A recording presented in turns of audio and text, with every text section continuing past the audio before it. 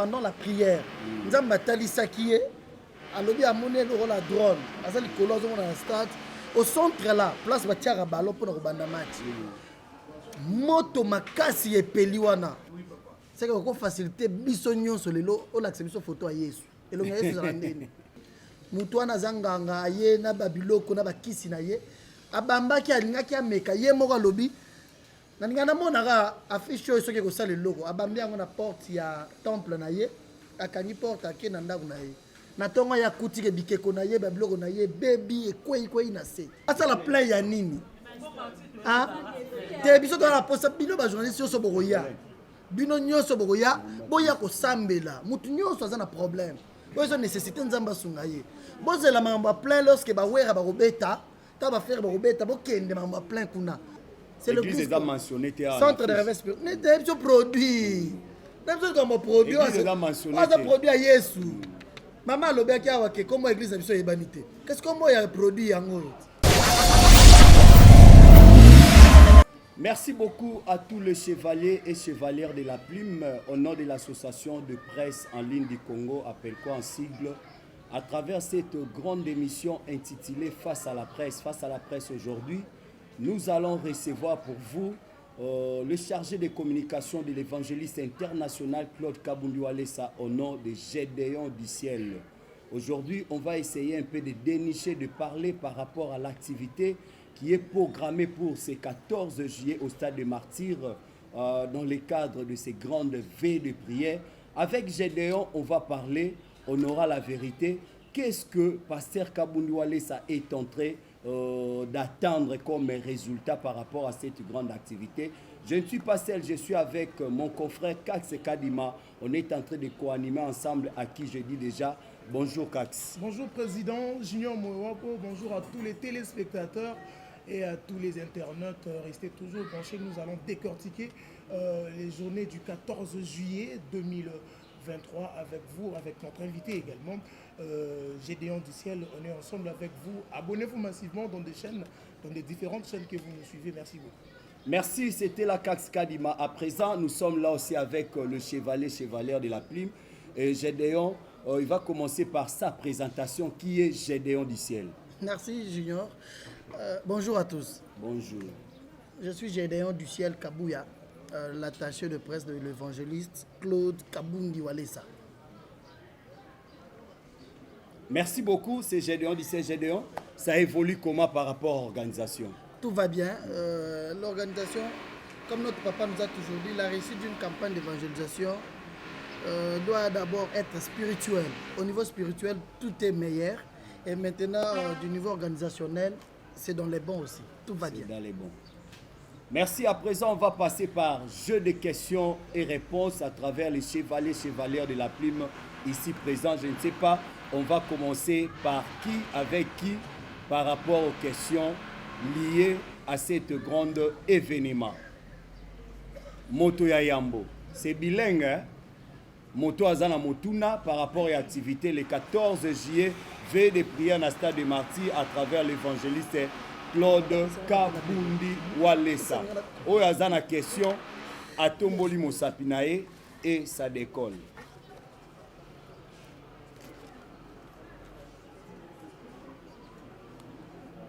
Qui sera le premier parmi nous? Oui, tout le monde maman kuna Simon s'est présenté comme on a comme chaîne.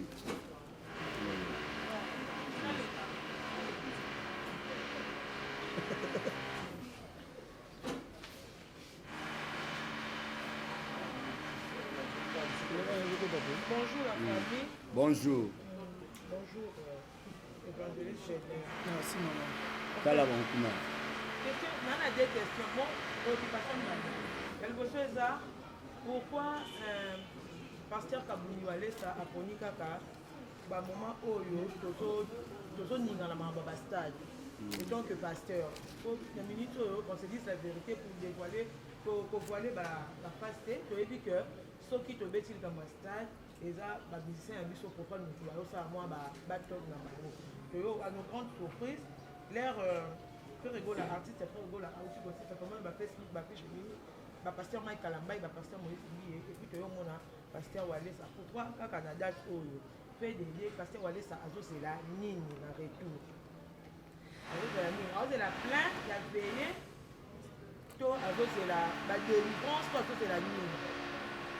Merci beaucoup. N'habitez pas procéder deux questions, trois questions ou bien à répondre. Non, on peut faire deux questions et puis... À répondre. Merci maman, mais vous avez dit, on vous appelle comment? Yachenine. Merci. Pourquoi seulement au stade des martyrs? Déjà, on voit que le programme n'est pas au stade des martyrs et ça n'est pas musicien parce que tu es pas garanti. Parce que c'est normalement à ça la campagne triomphale. Il fallait que ça la campagne triomphale par rapport à l'organisation. Mais la vision, nous avons tapé ça qui est. Dieu lui avait parlé à ça la stade des martyrs parce que triomphale ba kangi yango. Moi ça la campagne triomphale et ça quitté. Le stade a été loué ou bien tu qui déjà programme le stade depuis l'année passée, depuis le mois de juin 2022. C'est-à-dire n'a évité sur les musiciens tous passer par programme qui. Et c'est très difficile de faire un programme à musiciens. Oh, ils ont ça les stade, c'est Dieu qui a parlé à son serviteur pour nous la campagne dans stade de martyrs. Yango a étudié date, a passé date à le 14 juillet. Deuxième question, il attend quoi au retour? Il attend que Batman ni Mélanzambi. C'est ça son souci. Bisogno soton di Mélanzambi. Batman ba yebi Nzambe te. L'utilité de la campagne, ils ont pour nous inviter bango. Baya na campagne, bayoka parole de Dieu, ba koma ba Nzambe. Pour na biso toza déjà ba Nzambe. Nzambe ozala na rendez-vous jour wana. Nanzela bien sûr le pasteur Walesa. Dieu sera au rendez-vous et Dieu va répondre. Bato bazana ba souci, merci. Bato bazana ba problème, bazana ba cas difficile. Le 14 juillet dans le stade de martyrs, Nzambe ya Walesa Jésus-Christ de Nazareth a au rendez-vous. C'est ça ce que le pasteur attend, que le bon Nzambe mona na ba vie à bato. Merci beaucoup. Moi aussi, je vais anticiper par rapport à ma question. Évangéliste Claude Kabundu Alessa, tout le monde a salé descend dans le stade de martyrs. Mais par rapport à la publication, tout le monde n'a pas confrère M. Balobi qui a délivré le stade de martyrs avant concert et à faire rigola. On se pose des questions, faire à ça, le stade naé, à ça, plein à craquer. On se pose des questions, et ça par rapport à la délivrance, ou bien que délivrance soit et Simba qui te po, bolobaï que bilo nyonso balona qui na stade de Pino là qui en spirituellement. Et ça dit merci. Déjà, le pasteur Alessa qui t'a quitté le stade, c'était le 15 juin. Ils allaient qui d'abord avoir contrôle, il y a place à ça la prière. À côté en contact avec le gestionnaire à stade parce que c'est l'administration et ça là qui démarche pour réserver date ou bien pour réserver stade de martyrs. Comme la veille à jour à l'Obaga au stade, c'est par là que pendant la prière, nous avons batali Sakié, à l'Obi à monnaie le la drone, à ça les colons dans le stade, au centre là, place Batiara Balo pour le banda match. Moto makasi et peliwana. Nzamba lobaki na yakende alongola moto wana. Ce stade là c'est un lieu de martyrs, n'est pas un stade de martyrs, mais mobile salema kuna, mais mobile spirituel salema wana. Pasteur allait ça kenda juste pour nous sambela. D'abord pour nous délivrer Pemboka à travers cet endroit là du stade de martyrs. C'est très loin na ma concert à faire, c'est très loin. Pasteur allait ça ba yeba na ferité, ba solo la raté. Et puis, Azos de l'affaire Andi Melanzambe, Aya, Bandoria l'église, Nenge Papa Naïwe, Aya rappelle l'église, parce que on laisse ça dans Posawana. Les musiciens, oh, ça la musique, le rôle à métier, mais que Jésus-Christ existe. Bandi Melanzambe, Toban Rosambe na Bango, Papa sa vie na Bango et pas Jésus-Christ. Mais quand on est au stade, on a fait rigola, ils ont un rapport à Tamogote. On a juste pour Rosambe la, Kolongola, puissance wana, moto wana, oh, ils ont qui na centre wana. Et puis qu'on prépare spirituellement aussi place prière au Salem le 14 juillet. Merci beaucoup. Bonjour à tous. Bonjour. C'est Cynthia Mbombo, autrement dit moi à copie à Mounene, Mishka TV et page Facebook moi à copie à Mounene. Gédéon du ciel, dans le lobby qui est naturel car une question dans Marambo yo lobby. Au lobby que pasteur Kabundi Walesa a fait l'affaire et a bon la mutema. Mais pourtant tout le monde a fait à que n'est pas Moïse lié. Donc, Bolivie fait à bon la mutema, comment la mutema a fait, il faut qu'il n'y ait pas Moïse et pas Kabundi Walesa. Parce que tout le monde a fait à qu'il n'y ait pas et pas Moïse lié. Deuxième question dans les tout le monde a qui le 30 juin, le pasteur est belé, Bassamana qui n'a stade de marché. pour recréer pour la mboka na biso Congo. Mais tout le monde qui présence ya Kabundi Wale Sate. Entre temps il y avait préparé le stade de Martine. Et là qui pour la Ok, merci. maman Cynthia Mbombo. Ferré, ce qui a semblé la radio, mais soit chrétien, c'est une bonne chose. Pour ça, il y a que musique est un métier. Nous va jouer à la tarabal, nous va jouer journaliste. C'est un sala. Mais nous savons que c'est Jésus-Christ qui est au-dessus. Nous avons fait la mission de Koulousou. Si déjà qu'il y a la cité Bethel, et pas pasteur Moïse Mbié, si les chrétiens déjà, c'est une bonne chose. Ce n'est pas que Nalobi a païen, non. Seulement j'ai dit que s'il n'a jamais cru en Jésus-Christ, pas seulement lui, bandimela Jésus-Christ était pour le stade des martyrs le 30 juin, c'était une organisation et ma confession religieuse. Parce que on laisse ça dans 4 organisations. Aux journalistes, ouais, c'était par invitation. Ceux qui m'ont fait ça invitation, ils ont kende. Ouais, Salemara Alboso, lorsqu'il y a ça, chef de l'État, dans le stade. Prière, Salemaka, Bazouara Mboka, Bazouang Selanzambi, na Maboko. Et pas chef de l'État dans le stade. Moutoye Bissaraya, ça la prière, on les pasteur en laissant. Et puis il était là sur place. Si on était là, le pasteur, non, c'est Sambelaki. Moutouasouka Sambelaki, pour chef de l'État, c'était le pasteur en laissant. Pourquoi? Parce qu'il était, d'abord, Azalaki, Yemokokolo prophétie. Yemokokolo message, après ça, il m'a konzamboka, Ayoki, Asalelaki, Ango. Ce qui venait de se passer, gloire à Dieu, que le pasteur Bazana, pour Sawana, Yamboka, n'a pas délivré en tout. Mais notre papa n'avait pas l'invitation. Aussi, l'invitation, c'est que tant que il y a un retard. C'est pourquoi on m'a dit dans le stade. Merci beaucoup, Kevin. Voilà, bonjour à tous. Kevin Mohamed Saïdi, journaliste sur Congo sur télévision. Là, dans ma case, voilà, Kevin Mohamed Saïdi, journaliste, il y a Congo sur télévision. J'ai 3 petites questions comme ça. Comme je vous avez une sous-question, mais quand même, merci. Le stade de Martyrs, il a plus de 80 000 places assises. Également, ils appellent la pelouse, on va pas comment occuper, plus dans l'événement. Mais je me pose cette question. Est-ce que l'organisation Autopé, ma mission, les salami, les gens qui ont évangéliste Kabundi Wale ça, ils ont encore la test de la popularité, comme on appelle nombre de bateaux, bateaux, tout ça la manière en ligne.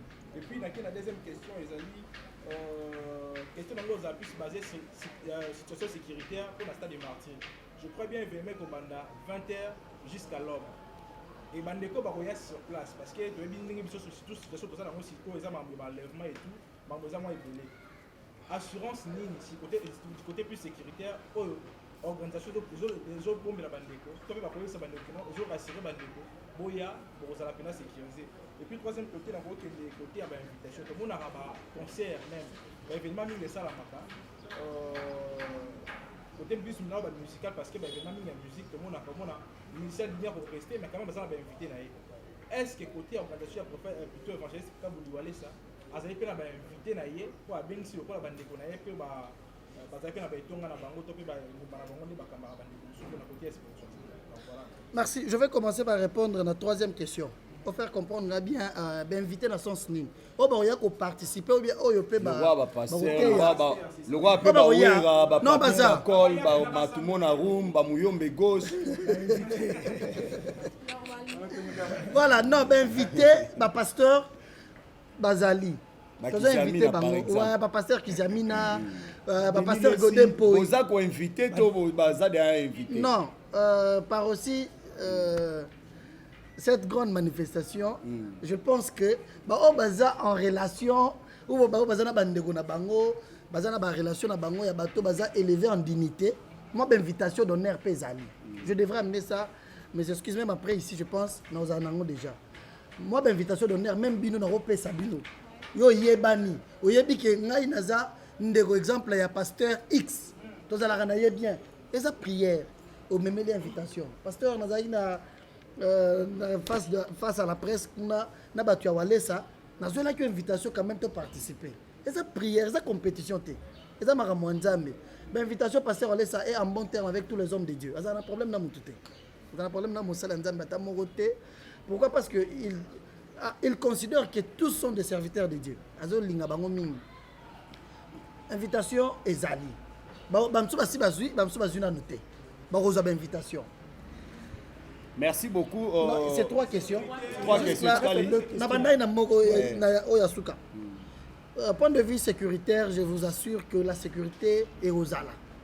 Et aux Ala, d'abord, c'est une campagne d'évangélisation. Moi, je peux assurer que la première sécurité, c'est d'abord la sécurité spirituelle.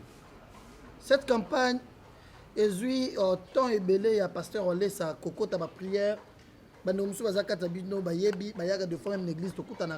Il a fait plus de 2 mois là dans l'église. Comme jusqu'à présent, il est en train de se déplacer maintenant pour combattre Ngomba. Ce n'était pas facile. Il y a un stade de martyr au moment où spirituellement, on a une assurance. La sécurité spirituelle déjà. Nous avons dit que ou bien na présence de Nzambe mais mabezo ngela bango. On est pour un niveau de sécurité spirituelle.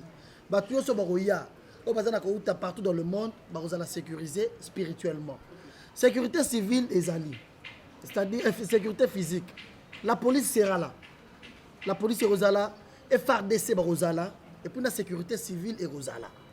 Point de vue sécuritaire, assurez-vous, sécurité zali et Rosala ya bien makasi. Et puis question à Souka. Mais c'est qui singa. Na comme ça on ya Souka. Na zela gina comme ça on ya Souka. Dans le but pasteur on laisse la test ya popularité. Kabunyo laisse oyo mosala nzambe zo la campagne à stade des martyrs. Et ça y est mutoto za na triomphale. Za na triomphale période arc-en-ciel et bimagi. Toza la na 234 000 chaises. 234 ba kiti na biso nyonso. Na ba kiti to luaka, on était au-delà de plus de 200 000 chaises. Et si la nyonso ba tout ça ba kiti na bango. Et ça pasteur on laisse na mutozo qui na stade des martyrs. C'est-à-dire dans sa tête maramba popularité plein nom. Je vais vous dire une chose étant enfant de Dieu. Il y a un monde na fiche na biso to tiaka ba musicien te. So tali bien. Na ba campagne to ba te boya musicien te la Rosala Royemba, ça le maté. Nzambe lorsque azobimisa peuple na ye en Égypte aponi Moïse. Lorsque Nzambe azosola na Moïse, la première des choses Moïse c'est Nzambe tali kukuma. Bakoyoke la ndenge nini. Nzambe apesi Moïse capacité. Tout bon serviteur de Dieu il faut avoir la capacité ya célébrité. Ceux qui Nzambe muto abengi atindi yo, il faut appeler ça célébrité. Il y a que ceux qui ozobima. Bato ba eh pasteur Alessa muto aleki. Ozomona côté célébrité Nzambe commissaire da bongo. Toza na mutu na biso ti tozo la campagne. Tozo mona 80 000 places wana te. Toza na posa bato ba ya ata 30 mais bandi melanzana. Qu'est-ce que la Bible dit? La joie est au ciel lorsque une âme est gagnée pour le Seigneur. Parce qu'on laisse ça la campagne pour gagner ba âme. Et puis pour le bon Nzambe qui te paie la vie à bateau. Na mutu na ye, on a surtout dans le cadre de la communication. Non, je peux te rassurer, biso d'ailleurs tous la rebelle. Mais tu as combien de paroisses? Après campagne il y a triomphale. Tous allez presque dans les 42 paroisses. Et puis à 4 chaque dimanche ça va tourner dans 3 églises. Hier dimanche, tous allez dans Ngaba plein bazolanda na nzela na bitumbe bimaki bakuluna bena babimaki tolongwe na Ngaba tokenda na Selembao tozana na Bumbu chaque dimanche awa déjà azosala ba tourner pas bana na nyonso. On ne compte pas sur ça, on compte sur ceux qui nous regardent ba bandimeli nzambe te na ba oyo bandimela nzambe baza posa komona loboko nzambe nde bato tozobengisa na ma popularité za mutu na biso te. Merci Winnie de la presse. Bonjour à tout le monde. Bonjour maman. Winnie de la presse Congo, Winner et Télévision. J'ai une petite préoccupation par rapport il y a un tas de martyrs pour les 14 là. Et ça juste pour pasteur Gédéon. Frère Gédéon n'a bon. Tout le monde a rabasta de martyrs, nous c'est betaka, il y a des musiciens, je peux dire, nous ensemble. Bambo on a bango nous c'est ça là que non, biso ceux qui tokangi simbo oyo et ko sala boye, to sala dona est, to sala boye. Bien sûr, et ça la kana moi tarif moko pour na okota moi droit d'entrée. Mais to moni awa droit d'entrée ça la roté. Mais to yebi ke ba bonze boya, ba do ko sala malango ebele, ba to ba kopesa action de grâce. To ça juste na besoin to yeba. Promesse ni soit pasteur Kabundu, évangéliste Walesa. À promettre biso, soit à promettre le peuple congolais, après avoir un tas de martyrs au retire, bon au Rokenango, ça la donne, c'est ça. Merci maman. Ça c'est on a un esprit de musique dans Moutou. On a un esprit de musique, Benago. On a une campagne d'évangélisation. Hein? na biso na yo na bato bakoya toya tosambela mpo nzambe apesaki me na este mbongo opesaki me na este te maman je vais vous répondre est-ce que Congo est pauvre est-ce que Congo na biso eza mboka oyo ya pauvreté eza mboka parmi bamboka eza riche parce que nzambe apesa biso richesse nyonso mindele banviaka epa na biso soki esengelaki kosunga bandeko ya este na bambongo chaque fois c'est le Congo pouvait le faire ok le Congo pouvait le faire nous sommes dans un pays qui est riche un pays béni mais nous sommes menacés. Attaque nous c'est parce que tous riches. Bazo convoiter richesse na biso. C'est pourquoi pasteur Olé sa passion ya bandeko est. Ezo sala épée. Azo linga biso nyo soto ya to sambela nzambe a changer makambo na Congo. Mbongo te. Combien de fois ba pesa na mbongo na est wana mais situation zo sala la même. Situation je changer te pour kimia ekota to belela nzambe akita na Congo nzambe songa biso. Ozo mona nde utilité ya prière wana biso nyonso tozala uni tosenga nzambe loboko ya nzambe ekita soki nzambe totikeli place na mitema na biso nzambe amimoni na intérêt na ye eza que biso nyonso yango omoni teme na biso eza Jésus Christ notre bannière de victoire. Cela veut dire quoi? Yesu Christ bendele na biso ya elonga soki mutu nyonso atomboli bendele wana lokola mokonzi na ye mpasi toza nango nyonso ye nzambe akozwa yango akopesa biso kimia. Pour l'histoire de l'Est du Congo, ce n'est pas l'argent qui nous manque. Et ce n'est pas un souci de donner de l'argent. Il faut tous se réunir au Sambe, la Ponzamba Sunga Congo. Merci maman. Merci beaucoup, Ben. Bonjour à tous. Bonjour. Ben Mavembo, BBC 45 Orléans et Bianca officiel. Monsieur Gédéon, une petite préoccupation. Tu dis que pour ça, il marche en arrière, bibliquement par là. Jésus-Christ sur la croix a déclaré que tout est accompli. C'est parce que bien avant, Adam et Ève perdra déjà, ça va en sorte que tu perds la connexion entre Bisson et Nzambe. C'est quoi l'impact? Il y a thème Oyoyo que Jésus-Christ, notre bannière de victoire, l'impact en commençant par nos dirigeants et le petit peuple. Parce que nous sommes sans ignorer que la RDC est un pays laïque et tout ça a toute une panoplie, il y a une église. Avec le messie ou soit le pasteur Kabouli Walesa, pour qu'on s'attendre spirituellement pour un changement, il y a RDC avec les thèmes choisis. Jésus-Christ est notre bannière de victoire. Je venais de le dire. Pour ça, il y a pasteur Walesa, où l'impact de ce qui se passe, c'est que tout enfant de Dieu commence à comprendre que dans ma vie, Yesu azala mutu aliboso. Ozomona. Nenga bato musu balamukata musu amoni mutu alamuki na pongi aweleli téléphone asambeli atate mutu alamuki na pongi amoni makambo na ye ya kosala eza important abosani ke souffle de vie mutu apesi eza Yesu. Nous sommes dans un pays où puissance ya Nzambe komi ko diminuer par rapport ya ba mankiona bescroquerie kindumba makambo na nyonso o ezo salema deux fois même par les hommes de Dieu. Et c'est ça que la puissance ya Nzambe est diminuée. Kondima e banda ko diminuer la vie ya bana Nzambe. Ozomona kondima kaka boye ya ko sambela e banda ko diminuer la vie ya bana Nzambe. Et c'est quoi le souci de pasteur Walesa? Et ça ya que tozongisa vie de prière, tozongisa Jésus-Christ au-dessus. Ndenge zalaka kala tomona loboko ya Nzambe. Ce qui te tient Yesu liboso na activité na biso, na tout ce que nous pouvons faire, tomona loboko ya Nzambe. C'est ça l'impact de ce thème. Que tout le monde commence par comprendre que Jésus-Christ doit être le numéro 1 de ma vie. Ozomona, ce qui te tient Yesu liboso, manque ne vous alate. Et pourquoi manque ne sale mara? Comme kozanga puissance ya Nzambe, lokola bato bazoya to impacter bango. To luka ba miracle la lokuta pa mona net Nzamba za. C'est que bato bazo sala cop na kombo ya Nzambe. Bazo linga kolakisa bato ke ye muto asali orienté. Mais ce qui te lukie na motema moko, Nzambe wana ya lola, akobanda kobikisa, akokangola, makambo ko salema. Et n'oubliez pas aussi que Dieu a ses serviteurs. Nzambe azana bato oyaye oya pona. Nenge tozana pa pasteur Walesa. C'est pourquoi il a choisi ce thème là. Merci beaucoup. Merci Christelle Bolanga. Bonjour à tous. Bonjour. Gédéon du ciel. Bonjour maman. De la part de Stella Étoile Suprême, chaîne DN Concept TV. Nous sommes surtout dit que nous avons abandonné la campagne d'évaluation. C'est le général Sonic Afuta Rockman.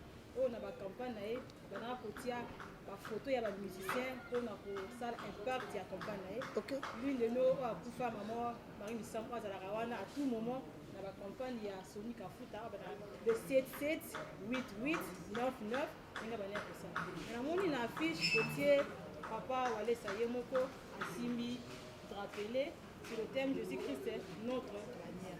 Pourquoi c'était que thème que venez à moi vous tous qui êtes fatigués, chargés, je vous donnerai du repos, venez recevoir le mariage, bota katia bota, oyo asala katia sala. Tout le monde a Léopold Mutombo na utia muru abanaka asala ranimo ya destruction des hôtels. Chapitre 1, chapitre 2, ti et comment tu n'as pas chapitre 40. Je ne sais pas. On a des âmes à gagner. Bah à moi on a gagné le 14 juillet. Beaucoup soit bango, beaucoup enregistré bango. Bah comme on ressemble la kuna na bon marché pas na bino, to beaucoup tika bango kaka. Tout le monde aura la église, ma campagne d'évangélisation, sauf à moi quand a sauvé dans la essayer mon nene kuna na lola. Pourquoi botier kaka veiller de 19-20 jusqu'à l'aube. Pourquoi botier na moi pour raison de sécurité. Je dis et je vous remercie. Merci maman. Ah.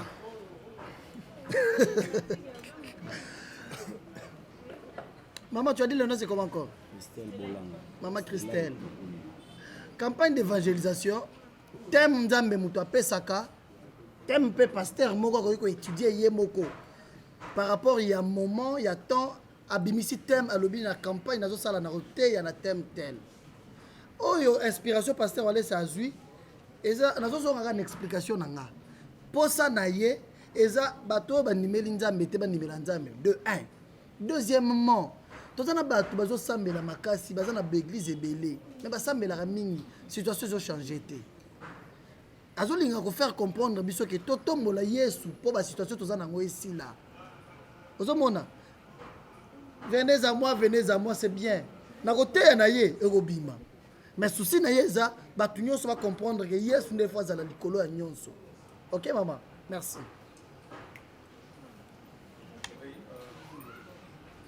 Bonjour. Bonjour.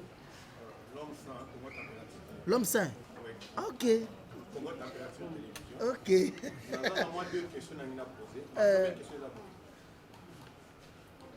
phénomène où il y a ma fiche, tu dois comprendre en côté. OK. Vraiment, ma fiche. Depuis que la campagne, tu vas répondre à Yes, tu vas répondre à ma pasteur. Mais tu changes le système, dans ma fiche, tu vas pasteur, tu vas comme par rapport à Yes.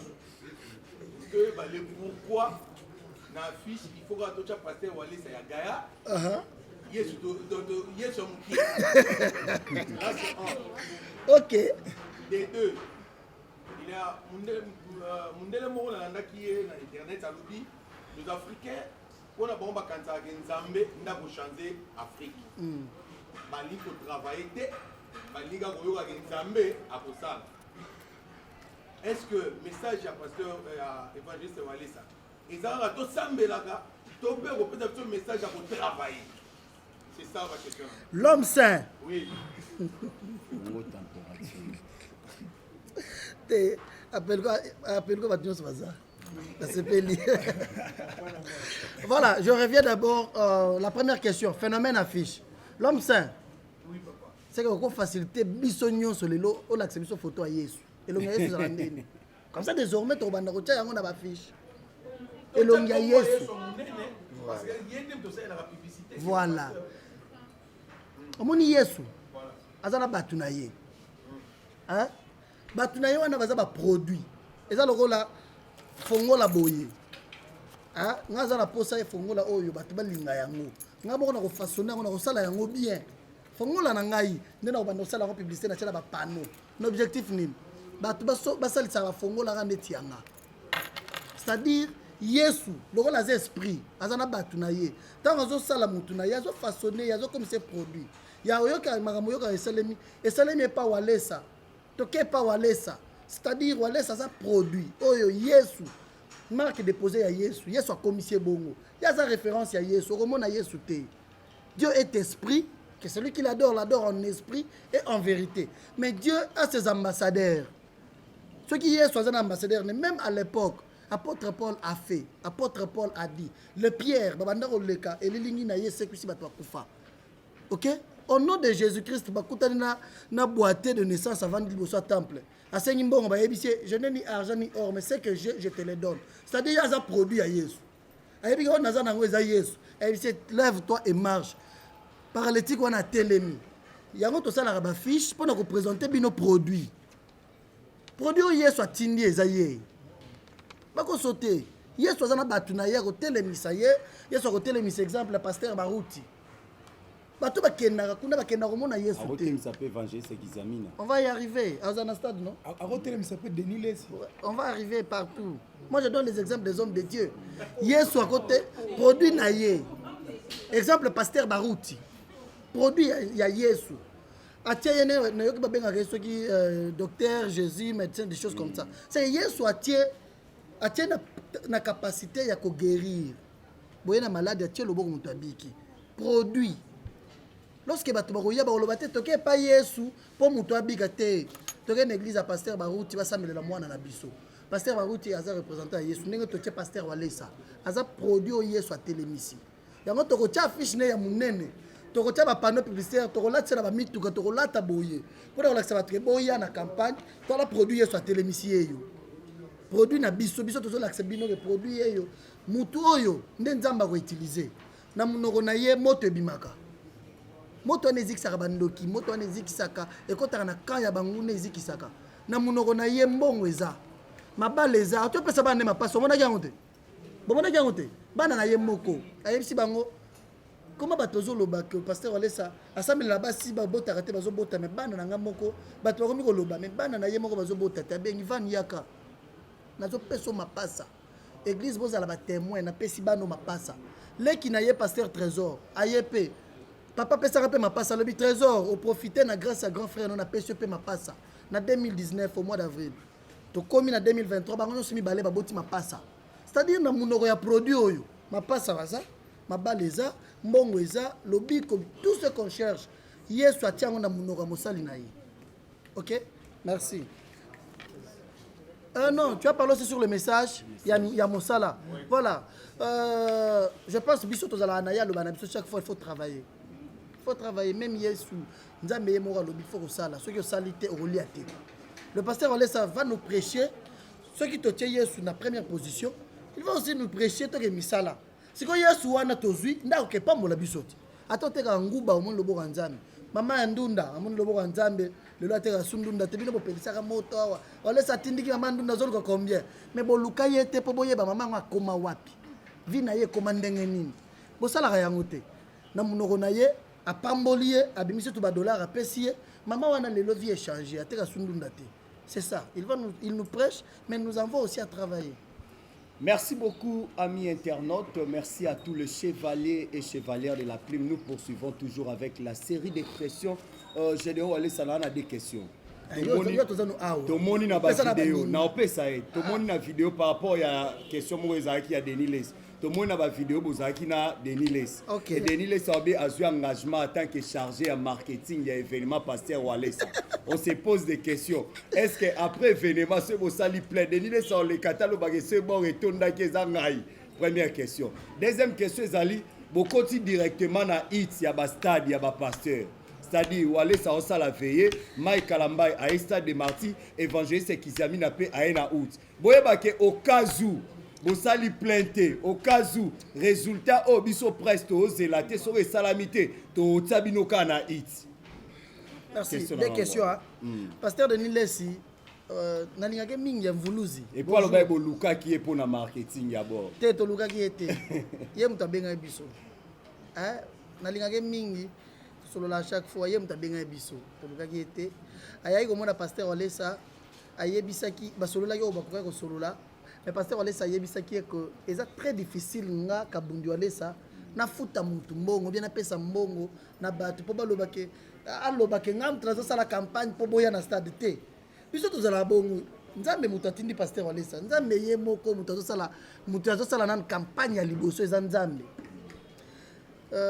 pasteur Denis Les pasteur Walesa yebisaki soki na motema na yo nzambe asimbi yo po na bemiso salaka obengisa bato baya na stade gloire à Dieu mais vous engagez ou bien faire un contrat na yo po olobela mambo stade et salimate eza bongo te tozali na contrat wana te toyokani bongo te mais aza mosali ya nzambe soki na motema na ye nzambe atouche ye na bémission na bino po abengisa bato mpe baya koluzwa lobiko bandimela nzambe na stade de martyr asala yango nzambe apambola ye deuxièmement likambo ya plainte kasi ezaka likambo ya plainte biso toza na compétition te biso tozosala campagne le 14 juillet par vos caméras et tous ces micros. Je vais aussi inviter les gens biso moko tokozala pe na campagne ya pasteur Kiziamina asa mosali ya nzambe azosalela nzambe après Kabundi Walesa. Comment vous voulez que na mboka makambo eza neti mambo ya musique ninga otosala mao moto pela qui est fali asali wenge héritier ferré c'est bel et bien bon pour la culture na biso mais est-ce que ya basali ya nzambe mon souci est que bino nyonso bo soutenir bango batu baya bandimela nzambe c'est par là que Dieu va vous bénir.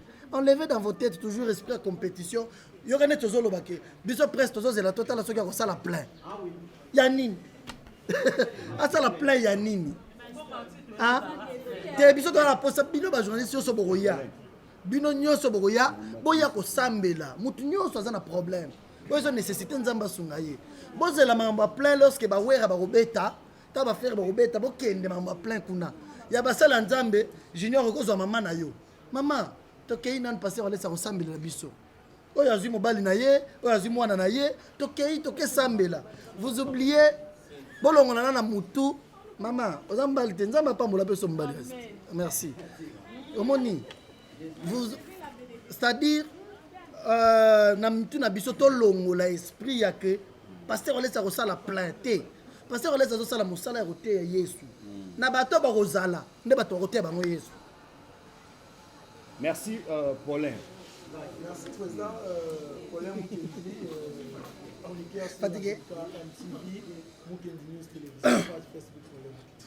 Question na mesa mingi basée na affiche ya évangéliste Philippe Kabundi Walesa parce que na la lobi l'église moni comment makambo oyo affiche ça. Je leur dis c'est question na mesa par rapport à affiche.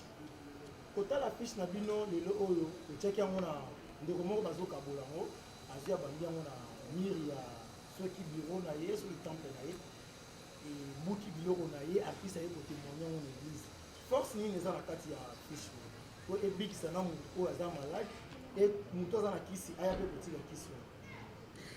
Voilà, force na affiche ça c'est bien hein? Force na photo puissance. Puissance ça lui bien ça lui bien makasi force puissance na ba fiche comment ba fiche yo tant to sala yaki yango conception pasteur wala satem to sala yango ba sala yango na batu mususu ba yeba proposer ye ba designer te l'homme te ba designer nde ba sali ba yeba proposer bureau ba yeba l'axi pasteur wala ça a valider alors bien ce qui bino bomoni que ça bien c'est to bimisa yango mais lorsque commis pasteur wala ça abimisi maloba assemblée likolo ba fiche bafiche wana ezosala makambo pasteur olesa yebi te ndenge ezalaka biso totekaka bafoto te tolobaka na bato jamais bosomba foto ya pasteur olesa ekobikisa te affiche oyo ekobikisa te eza papier c'est un moyen de communication sikoyo problème eza ke elongi ya moto aza awa eza elongi ya moto atraite alliance na nzambe soki ozosala yango na motema mabe nzambe aza na lola azomona c'est ce qui likambo esalemaki lobi mutu wana aza nganga ye na babiloko na bakisi na ye abambaki alingaki ameka ye moko alobi nalinga namonaka affiche oyo soki ekosala eloko abambi yango na porte ya temple na ye akangi porte ake na ndako na ye na ntongo ye akutiki bikeko na ye babiloko na ye bebi ekweikwei na se ye moko aye papa mokolo doit être dans les 50 ans na omemela bino ye botala asala bémission mutakala longoli babilamba alakisi babiloko ndenge asala bamakambo aboma bato ebele na kisi mpe affiche oyo kaka affiche te moto esali te ayaki na bafoto alakisi bafoto na ye mutaka pas même caleçon ndenge asalaka bapacte na ye jour bainitiaka ye papa mokolo et il se fait que même l'église baniese na ye babimaki baye bazocroire lisusu te bazoyoka makambo wana elekelaki bango affiche nzambe aza na lola atraite alliance na mosali na ye nzambe wana nde moto azosala makambo wana oyo nyonso esalemaka foto affiche nzambe moto asalaka yango ye moko. Miliki de la presse. Miliki Bonjour, bonjour. Bonjour. C'est Mélix de la presse Congo Inter Télévision Masters officiel. Question à mes amis Balé. Ok. Première question est à vous. Nathan Wakala, tu bandais pour mon Nzambé sur la télévision Moussa Yunaye, à bandais pour pesa et signe, ego la guerre, à Roussuma Bakou, de signe pour Isamaza à Dakatinamo. Quand on va Moïse Azaki na Khan ou Aminaba na Israël, si Basou Basura Tuan. Mais le lot, tout le monde peut, pasteur, prophète, baza et belé. Alors, apôtre ou pasteur Kaboulolé ça? Évangéliste. Si lui nous faisons la Kisake, c'est lui le serviteur de Dieu. A solo la kina Nzambe, comment peut débattre? Yende Moutatinga Mina Katsamboka. Deuxième question est à vous. Le lot de l'évangile a dit que tout le monde a et comme évangile du ventre. Pasteur de Basse la Rama Bouna, bon, comment? Nzamba lobby que ça a $500 les alloyés, mais pesa. On a besoin de 200, millions de euros pesa. C'est l'évangile du ventre. Alors, bino moko, pasteur, dans la bino napoto. Basi na bino napoto. Biso bandimi, Nzamba Kosala. Et là, on les a régnés trop. Évangéliste, évangile nini oyo, apôtre, évangéliste de Kabundwale ça, Azosa. Merci de son amour. Oui, Milik Benas.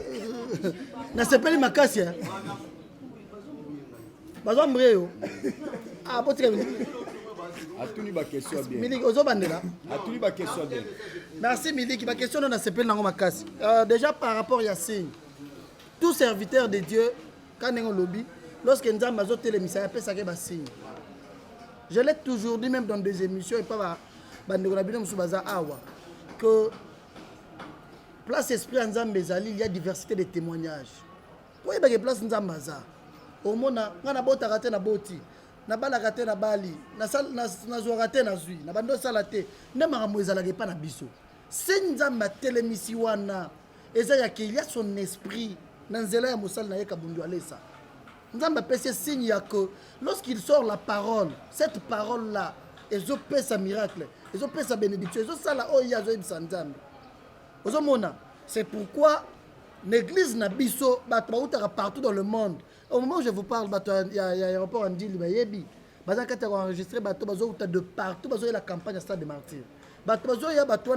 Pourquoi? Parce que papa Wale Sazana Nzambi, ceux qui ont lobby Nzambi, il y a diversité de témoignages là où il y a l'esprit de Dieu. C'est ça les grands signes que ils ont l'accepté. Awanzambazali.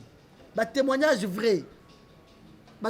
Témoignage triqué, créé, témoignage vrai. Il y a une image qui circule moi na moko ya bébé avimbi babeti kisi awa bakote libanga ya kindo kina mokomi bakena bopito ba moni mwana ya 3 semaines ou 1 mois pendant une semaine azole la makasi bakena hôpital ba moni logoté.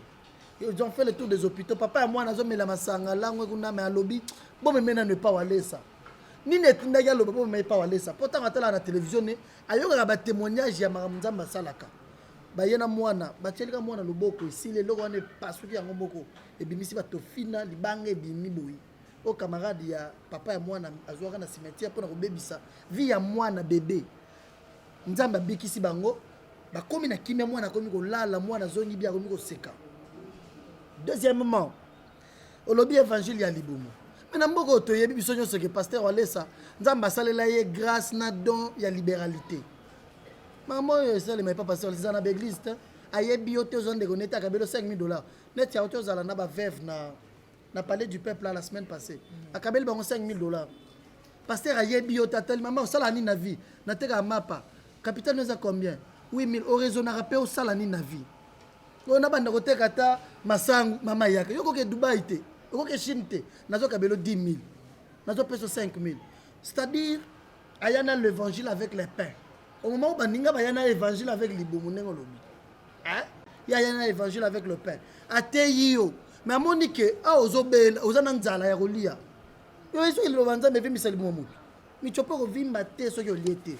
Asambele lio ba betomba so asambele lio yo ki bien, mais après son mbongo kendo hôpital ba soigner yo. Est-ce que les ça bongo? C'est-à-dire asala musala ya nzambe pona ko zwa mbongo te. Asala we miliki nazo zongelo, na sepeli no makasi. Asala poser la question là parce que le monde ouais. Puisque naturellement pour le respect, Jésus a dit si bapôtre ke bokende côté ya bopanza sango moko na kombo ya Pierre atuni mokonzi place okei tokolia nini tokomelani a dit si bango boye bosenga bango te bango moko bakokanisela bino siko lelo mpe koma ke nene kosomela pasteur seka fufu nene kosomela afuta pasteur loye eza déjà be évangile du ventre puisque pe na une fois pas évangéliste ya kabulu benga pasteur walesa pas pasteur walesa pe ezala so to be ke la minute eza de mettre mon pe ezala ce que wana nyonso wana ye pasteur na kati évangile du ventre tala miliki de la presse oui on dit pasteur walesa kabundu walesa asalaka mosala ya nzambe mpo na mbongo te akoya na église omona église ya pasteur Kiziamina na pe bino exemple simple babengisaki ndeko te ya kuna atei ti amoni neti bato bazotoka mingi alobi je dois faire une action de grâce atuni baplafonnier ezala combien nazosomba 35 batia baplafonnier ezala kuna pasteur walesa moto asomba akoya na église ya bato boya aye na église bino bobengisi ye aya ata pamba soki amoni eloko moko ezangi asali aza na bolingo ya nzambe asala mosala ya nzambe mpo na mbongo te yango omoni akabaka bamituka akabela bato baparcelle akabaka bambongo parce que epuis abenga yango kaka to bambongo to bamituka to badollar pour lui ce qui compte c'est être en intimité avec Dieu alobaka na biso que c'est le Saint-Esprit qui est l'unité de production ceux qui ont un bon terme na Saint-Esprit ndako banda kopesa okolinga jamais placer mbongo na première position ndelo na bando loba mbongo eza na première position nzambe aye soki na 3e 4e non a placera nzambe liboso ya nyonso boyebit ba émission ebele salemaka ya pasteur olesa wana na beti lisolo mama ya ndunda awa akabela mbongo bayebana aza nani ya famille na ye azalaka bongo soki atali akobimi soki aza nango apesaka mosala nzambe ndenge campagne ezosalema wana je peux te dire aujourd'hui que il est d'abord le partenaire numéro 1 ya ministère na ye moko ndenge campagne ezosalema wana il faut beaucoup d'argent pas moins de 300 000 $. ezalaki bien makasi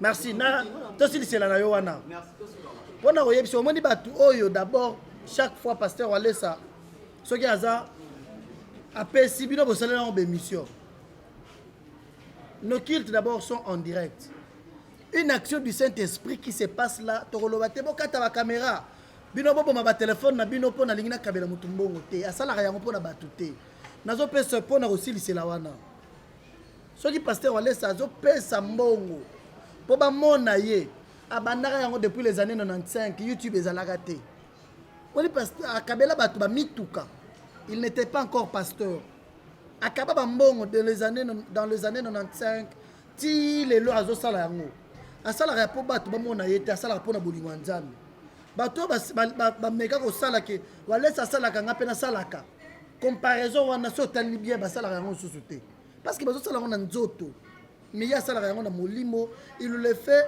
mpona koteya mpe bato mosusu ke un pasteur akoki mpe kokabela motu un pasteur akomona mpe pasi ya motu mosusu mwana mwasi moko auta na ka azolela babengani nga naza place ya kolala te naza na bana 4 ayebisa ngai walesa nakomi papa na yo zwa mbongo garantie nakopesa mbongo obanda koteka bayebani te mais aza na bolingo ya nzambe c'est ça milki merci beaucoup papa Serge yaba boye bamona o te appelle la journée va compter yaba boye bamona bon Bandela. Serge Mabobo. Okay. Serge Mabobo, l'homme du développement, ça fait aussi télévision, la télévision de l'air. Merci. Parmi les Tunananga, je vais toucher mon kepa mili qui m'a opposé en cas. Merci. Hier soit guéri mon tumor dans la Bible. Na souka na ngai ebisiye. Soki bato batuni okoloba te ke ngam na bikisio. Nous n'avons pas créé, mais nous avons été aveugles. Déjà, nous avons habité comme nous avons été dans le bin, nous avons été ok. Mais, autre chose, l'intervention, geste. La Bible, pesa et qu'on pesa melayo. Il y a mis balai. Campagne d'évangélisation. Mais la affiche est comment mis veiller. Voilà, il y a une campagne d'évangélisation. Campagne d'évangélisation, les années. Il y a un évangéliste.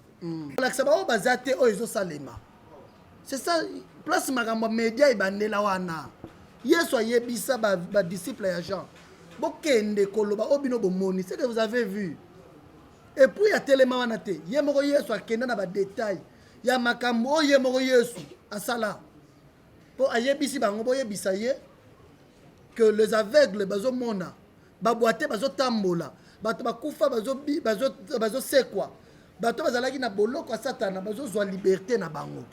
C'est-à-dire il faut aussi aller faire voir aux autres. Yango alobi na Matthieu 28:19 allez faire de toutes les nations mes disciples. Il nous envoie soki ba caméra na bémission ezalaka na YouTube na yo wana période wana elinga etonda makasi. Pasteur Walesa oyo moni esalemaka wana eza message ya que ya sala ba œuvre sociale te na objectif ya politique. Bref, on est qu'une église n'a jamais représenté que candidat n'a pas yo voter même pas na ba député. L'église n'a pas député, azana ba na ministre, tozana ba procureur, akenda na ba bureau na ba. Si vous êtes à l'église, ça place en Zambie. L'église ça place à politique té. OK? Il ne le fait pas d'ambition politique. Omoni. Et puis à ça la raté pour batomona que les œuvres sociales de pasteur Walesa non. Il le fait lorsque Dieu a touché son cœur. Ngai naza na communication na ye, naza attaché de presse, naza chargé de communication na ye. Mais j'ai été surpris hier d'apprendre qu'à Kabila il avec les $5,000 na yeba quitté. J'étais avec mon frère Fofana ya Tokomi wa Pilobi. Tozana pasteur na bureau na ye lobi na pourquoi. Non, à la résidence na Boutou. Fofana il dit ah papa Walesa, comment est-ce que OK au Kabila na avec le mbongo média et accompagné était habité ngamo na yeba na pesa. Moi j'étais là, j'ai les images. Moi naza na ngoté, je vous jure au nom de Dieu. Na yeba ki ngoté.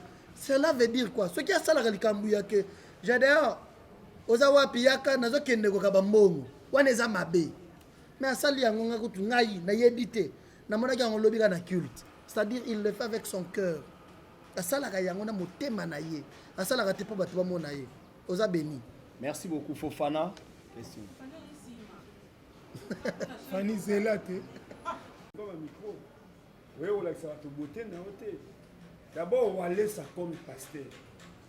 Nous allons poser ça ou expliquer. Nous allons profiter de la question. Qui est Walesa? Quand il y a toute une question dans Souka, pour moi, la question déjà est bien. Nous avons une comparaison avec un individu. Nous avons une boutique, nous avons une loufu, nous avons une boutique, nous avons une koto. Walesa, Aza, Nan. Deuxième question. Stade de Martyr, je vois mes événements. Même le gouvernement aura sécurisé la population. Mais, nous avons évité la stratégie de boutier parce que nous avons un concert à faire dans le stade. Nous avons mon côté à vite, c'est la première fois que nous avons côté à vite. Nous avons surtout les filles, les sacs na bango, même les lunettes, nous avons mis sur les stratégie de boutier, nous avons outil Canada, outil France, nous avons la liberté à quoi nous avons mis dans les sacs dans le stade. Walesa Aza Mosali Nzambe tout court. C'est un évangéliste, c'est un prophète de la nation, un prophète au Nzamba télémisi pour la Congo Oyo. C'est un serviteur de Dieu. Je reste dans ça. L'évangéliste Claude Kabundu Walesa Aza Mosali Nzambe, muto Nzamba pesi charge Oyo ako bimisa biloko Nzamba tiekati na ye le 14 juillet dans le stade de Martyr. Deuxièmement, stratégie à sécurité dans le baki yango déjà que ne vous dérangez pas. Ceux qui vont aller dans la musique, ils ont téléphone, un sac. Et ça est lié à l'ambiance. Ils ont une ambiance na bango. Mais ils ont une ambiance. Ils ont une ambiance. Ils ont un stade qui est sambela. Na miyibi obaroya ko yiba. Nzamba ko simba bango bakotika ko yiba jour wana. Tozana bino na triomphal. Mwana moko ya shege. Pasteur Walesa loba. Nazoluka mwana moko ya shege azanga ba parents la libanda. Abengisa ye ba matela shege moko lokolo ko pola pota shege wana pasteur Walesa lobaka ni nazo kabelo mutuka lelo et puis na komi papa na yo auto ça l'examen d'état pasteur Walesa encadré avant na ndako na ye ko bana campagne wana azwa ye tant so mwana wana na triomphal ayaki po yiba batuti poza shege tant so ayaki po yiba mais amoni oyo leki ko yiba oyo nzamba bongisela ki ye. Moi j'invite tous les voleurs. Bato bazo enlever batu mikolo yo. Pasteur Walesa za na message na bino. Et puis étant son porte-parole, je vous dis au nom de Jésus-Christ, ko banda lelo boyeba ke pasteur Walesa a continue likamwa bato bazo enlever batu. C'est de trop chaque jour, ils ont enlevé bateau. Pasteur Alès, c'est l'homme de défi. Il y a un Mickey. Boroyoka ndenge moto kopela na mboka oyo ndenge nzambe akobanda koboma bango kopinir bango ndenge bango moko bakobanda koya na église ko témoigner biloko wana ezosila kala te. Pourquoi? Parce que l'homme de Dieu ayoki alobi mais pourquoi nzambe atenga na mboka oyo soki nzambe atenga na mboka oyo bato bakozala bazolela te. Dieu a ses ambassadeurs. Rendez-vous le 14 juillet au Stade des Martyrs. Merci beaucoup. Rendez-vous le 14 juillet au Stade des Martyrs. Tous à la mois court dans ma propos. Fanny. Les calibosso. Les cas.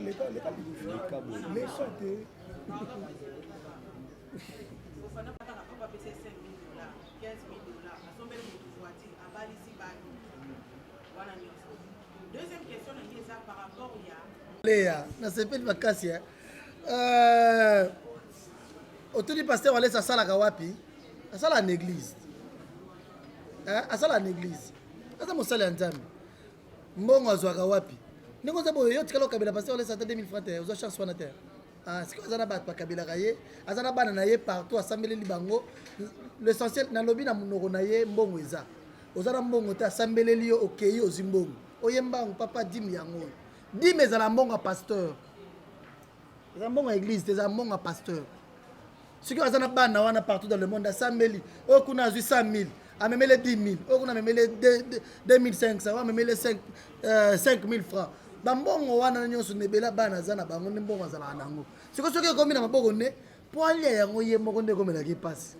Yango yoki akabaka wana.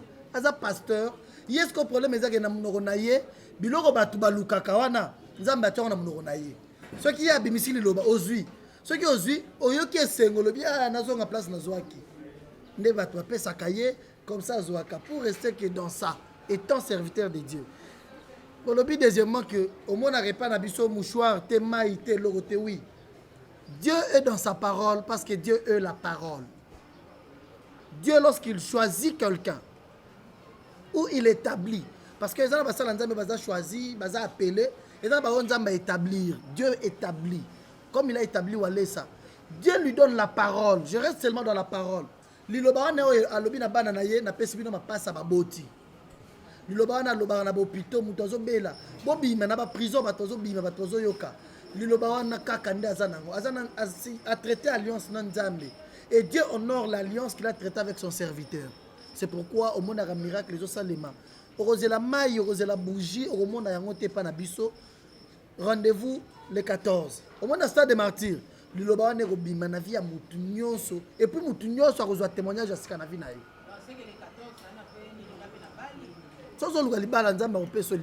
Merci Rich, que le plus vite possible est au comique au chité vraiment.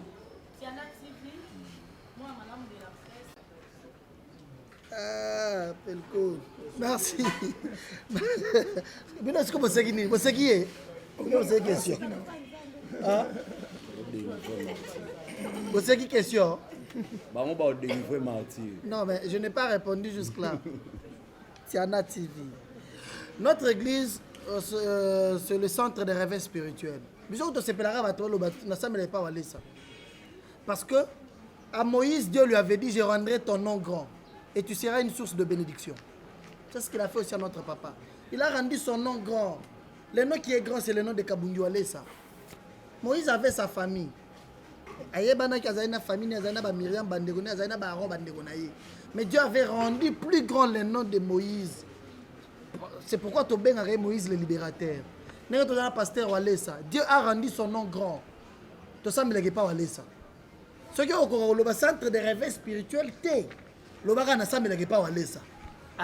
c'est le nom de notre papa qui est grand et nous aimons ça. Nous avons produit. Nous avons commis produit. Nous avons un panneau et mitema batunyoso.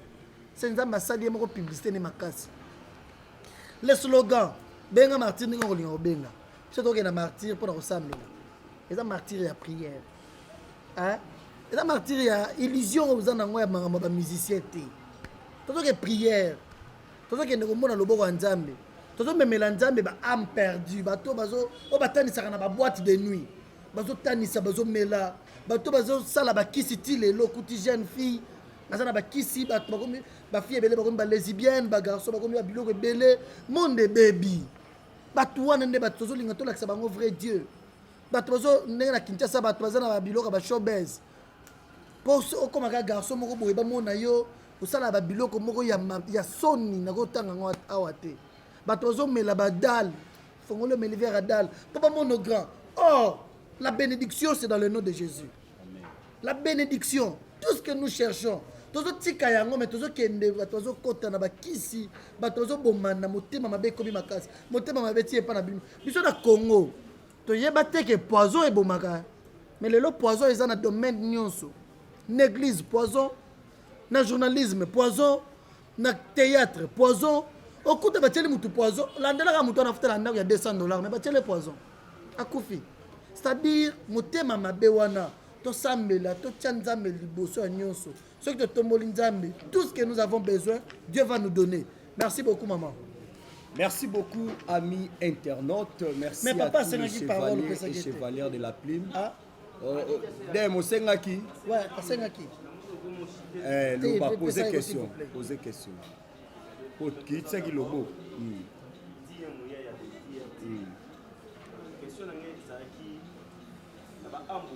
Ouais.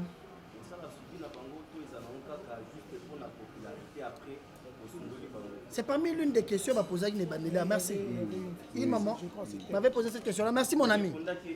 Ah, que Dieu vous bénisse. Vraiment, j'ai aimé. Ah, tu as campagne. Et si vous avez une autre question? Ouais, pas que ça. Qu'est-ce qui a fait que l'annonce n'a pas si rapide par rapport à l'évangéliste Azokiango année passée, ouais. Annonce. Je pense que ça la boye to na remesa na siko na bino bona banga bino makasi ngalinga to tout na moko moko mais ndenge za boye salinga bien to bando salango. Je devrais le faire depuis le mois de janvier. Quelques-uns d'entre vous ba yebi to sala da bémission dans le bag na bango depuis janvier qui est aux Anastas des Martyrs le 14 juillet. Depuis le mois de janvier, y compris le président Junior Moyoab, na salle d'émission est bandé d'Amboula. Ayara ndak to sala émission na baga to aux Martyrs le 14 juillet. Depuis le 7 janvier si je ne m'abuse pas. C'est ça. Suivi à Baham, tel que tu venais de dire. To sala yango makasi. Même nga moko soka au lobby que oyeba nzambe to ndimeli nzambe ko mi frère na biso mtal boso sala suivi nga. Lorsque tout ça la campagne à stade triomphal, on avait gagné plus de 5000 âmes, je précise bien plus de 5000 âmes. Nous avons des images et puis tous ces hommes-là ou toutes ces personnes-là ont été baptisés. Apprenez le resali pasteur Ole Sako. Bah c'est lui comme à l'église. Pour battre premier belé, toi la place à retirer bangoté. So battre belé, alors bien OK, comme ça tu fais la paroisse, il y a les autres aux à 42 paroisses après une campagne. C'est les âmes gagnées. Na bandi na biso ya msika na muta utaka route mokali te vanda kuna to tele pasteur kuna enga utaka na selemba vanda enga ina utanzela mai to yango to na l'église parce que ba am gagné bazalaki ebele yango to na campagne à Stade des Martyrs na bino na biso to sungana to memela Yesu bato ba yebiete bandi melaye. C'est ça l'objectif de la campagne.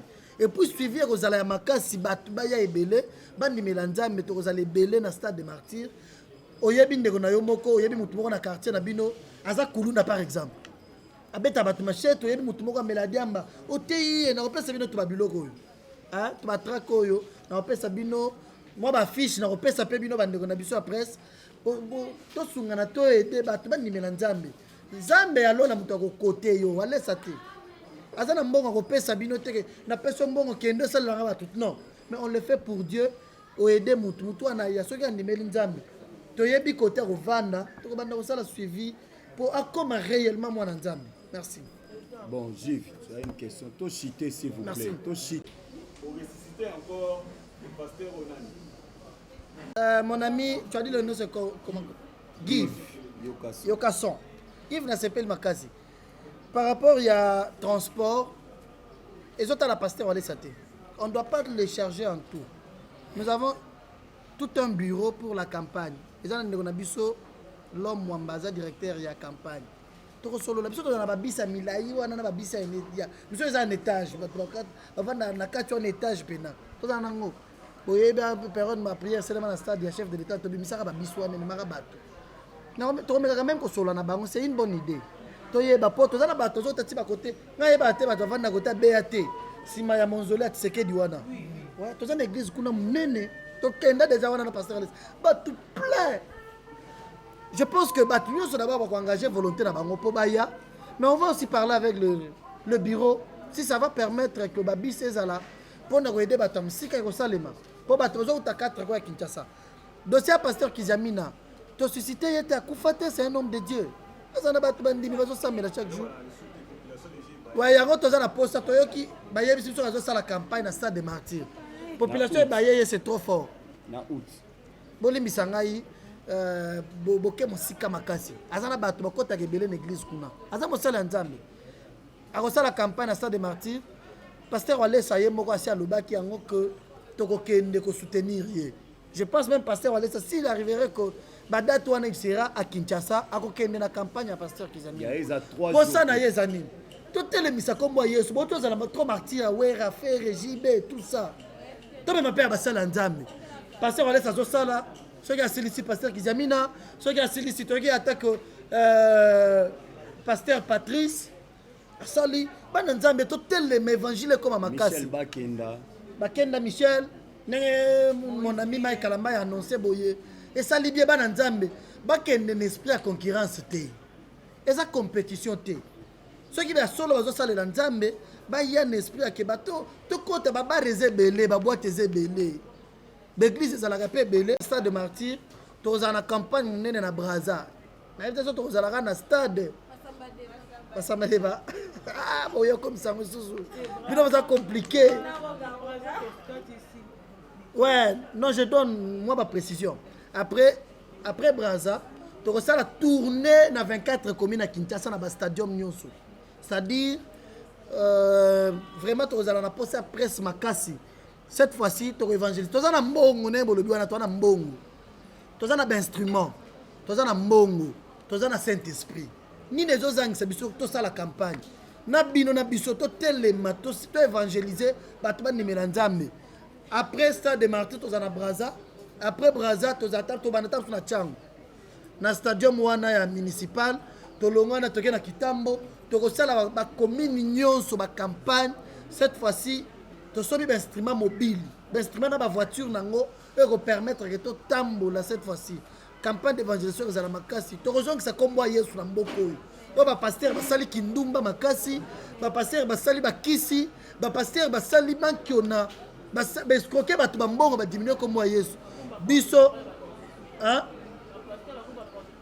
Ba pasteur ba porte-parole ba musicien. Voilà. Biso tu rejoins que ça combo ya Yesu na bandako ya batu na mitema batu. Merci beaucoup. Merci beaucoup pour clore. Organiser Wale sa ministrice ne baza ko organiser. Eza le rôle téléphone na yo na sim na yo eza yo mokoti. Hein? Préciser biso ka église eza ko organiser Wale sa ministrice. Au téléphone na yo na sim na yo eza na kati. Eza yo mokoti. Nyonso ya yo. Okoza lo somi téléphone na X na gauche ke so ma sim na droite mais nyonso ya yo. Campagne ezo salema. Nzambe apesi vision et pas pasteur Walesa. Mais c'est l'église qui organise. C'est l'église qui a mentionné centre de réveil spirituel. Mais des produits. Des comme produit. L'église a mentionné. On a produit à Yesu.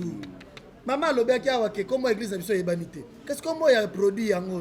Le roi des ministries à cause de la ingérité. Tandis que l'église va contrôler les recettes. Mais les ministries, les ayémokonda za organisé. On a eu que tous dans le stade des martyrs le 14, hein, pasteur Walesa, l'église c'est l'organisation, n'est-ce pas? Il y a visionnaire, il y a petit vision, l'église s'organise pour la campagne. Merci beaucoup. Un mot pour clôturer, tu as un programme. Merci. Programme pour la presse d'une manière officielle. Presse c'est se comporter et puis pour accéder, quelles sont les conditions? Merci beaucoup. Je pense que vous êtes des grandes personnes. Moi, je ne peux pas vous donner les mots d'ordre et comportement et abattre, non. Mais je suis venu vers vous, vous demander, avec main au cœur, je suis venu vous demander si ensemble nous pouvons évangéliser. Vraiment, c'est ça notre demande. Je suis mandaté par l'évangéliste Claude Kabundu Alessa pour venir vers vous, vous demander si nous pouvons ensemble évangéliser. to aider bato bayebi te que campagne eza na stade de martyr bayeba par votre émission par votre na banalise bosalaka wana bomeka koingérer yango bato bayeba que prière eza na stade de martyr bato baya bayoka parole de Dieu tobengisa bato bino na biso nde eloko nayelaki awa nayaki kosenga bino na motema moko na bino na biso to invité bato na stade de martyr le 14 juillet bato baya bayoka parole de Dieu parole wana mutu moko akozala vandi aza na AVC alembi aza na mutu akoyede ete mais okoki komema yeka boye parole ebimi loboko ezongi ezwi makasi na bémission na bino boyambani bosali bémission bosalela yango mwa baanalyse ya bien ya koinvite bato to évangéliser ensemble le 14 juillet namemela bino to babiloko wana eza edenga s'il te plaît moi to babiloko oyo moi batraque on traque moi to batraque oyo pole babenge mikolo lora tendance na biso veut dire na campagne oyende pole tendance pole tendance na biso donc aeli biso batraque oyo bozwi mutu na mutu azwi ndambo kabela ata bato abaveni osololi na mutu bien omoni ke aza mutu akoyoka yo quand même tokabola yango bafiche eza bobambi mpe mwa bafiche bopesi mutu nyonso apesi ata para na ye oyo aza na mutuka bambi oyo aveni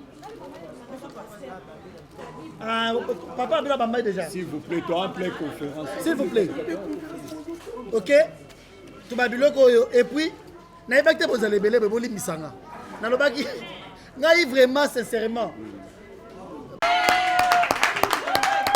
sikoyo ouais nayebaki te bozalaki ebele boye c'est rien c'est un petit problème ouais on va trouver la solution toujours ngai nayebisaki non internaute ça commence mais ça finit bien d'ici là portez-vous bien à la prochaine numéro bye